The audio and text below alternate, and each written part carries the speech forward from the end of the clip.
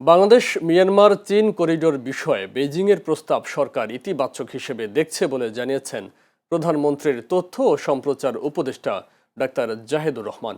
আজ সচিবালয়ে সংবাদ সম্মেলনে তিনি আরও জানান, এই বিষয়ে সম্ভাব্যতা খতিয়ে দেখা হবে।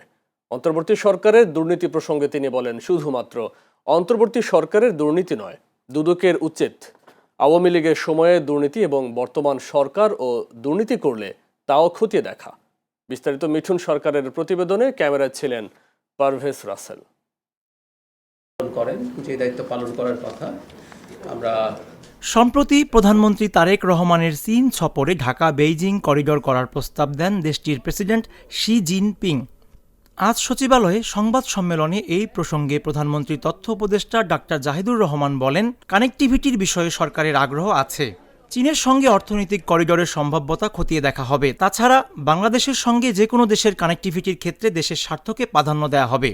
বর্ষায় তিস্তার ভাঙনে বহু মানুষ পথে বসে যান এবং একটা নদী ৮ কিলোমিটার পর্যন্ত চওড়া হয়ে যায় ভেঙে টেঙে। তো চায়না যেটা করেছিল সেটা হচ্ছে, চায়না এই নদীকে নদী শাসন করবে, ড্রেজিং করবে, গভীর করবে, পার রক্ষা করবে। ১ কিলোমিটারের মধ্যে নদী নিয়ে আসা হবে, ফলে প্রচুর ল্যান্ড রিক্লেইমও করা যাবে। ভাঙন তো প্রতিরোধ করা যাবে, ল্যান্ড রিক্লেইম করা যাবে।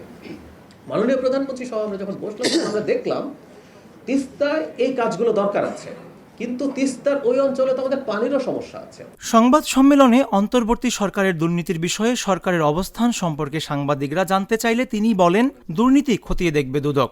পাশাপাশি স্বাধীন কমিশন হিসেবে আওয়ামী লীগের সময়ের দুর্নীতি এবং বর্তমান সরকারের দুর্নীতিও সংস্থাটির খতিয়ে দেখা উচিত।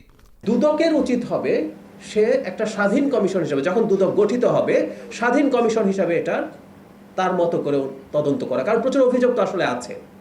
এমনকি কোনো কোনো উপদেষ্টার বিরুদ্ধে এক ধরনের সুনির্দিষ্ট অভিযোগও তখন ছিল।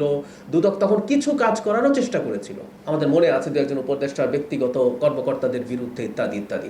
সো এই দায়িত্ব দুদকের, এই দায়িত্ব দুদক করবে এবং দুদক তৈরি হয় এই কারণে। এবং দুদক তারও আগের আওয়ামী লীগের সময়কার এবং দুদক আমাদের সময়কারও। এ সময় নিষেধাজ্ঞা সত্ত্বেও দেশের কয়েকটি গণমাধ্যমে সাবেক প্রধানমন্ত্রী শেখ হাসিনার বক্তব্য প্রচারের জন্য অসন্তোষ প্রকাশ করে ডাক্তার জাহেদ বলেন, গণমাধ্যমগুলোকে আইন এবং রীতিনীতি মেনে চলা উচিত। তিনি আশা করেন ভবিষ্যতে গণমাধ্যমগুলো দায়িত্বশীল ভূমিকা রাখবে। শেখ হাসিনার বক্তব্য প্রচার করা যাবে না, এরকম আদালতের নিষেধাজ্ঞা আছে এবং আমাদের অনেক মিডিয়া এই কাজটা করছে। তার মানে হচ্ছে তারা আদালতের নিষেধাজ্ঞা, নির্দেশনা মানছেন না, এটা ফ্যাক্ট। মিঠুন সরকার, চ্যানেল এস, ঢাকা। তার সম্পর্ক সমঝোতা ইন আ সেন্স যে সরকারের সমালোচনাগুলো